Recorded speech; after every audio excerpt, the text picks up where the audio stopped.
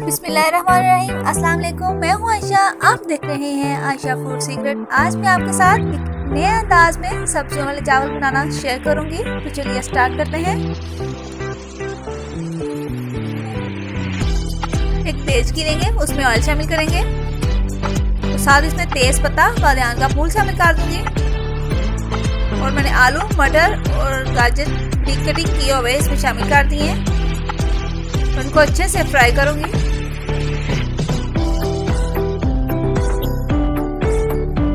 2 से 3 minute fry करने के बाद मैं इसमें नमक शामिल करूंगी। नमक आप अपनी मर्जी से हस्बे ज़रूरत इस्तेमाल कर सकते हैं। 1 टीस्पून इसमें ब्लैक पेपर जाएगा। अच्छे से इसको मिक्स कर देंगे। मैं इसमें टमाटर और हरी मिर्च बिल्कुल शामिल नहीं करूंगी। इसमें सोया सॉस और चिली सॉस 1 टेबलस्पून इसमें शामिल कर दूंगी। सब्जियां तैयार हैं। अब इसमें पानी डालूंगी। चावलों के हिसाब से मैं इसमें पानी शामिल कर दिया है। अब इसको उबाल आने तक कवर कर देंगे। माशाल्लाह उबाल आ गया है और चावलों का पानी मैंने उतार लिया है। अब इसमें चावल शामिल कर दूंगी। चावलों को मैंने 1 घंटे के लिए पहले भिगो दिया था। चम्मच की मदद से हम इसको मिक्स करेंगे।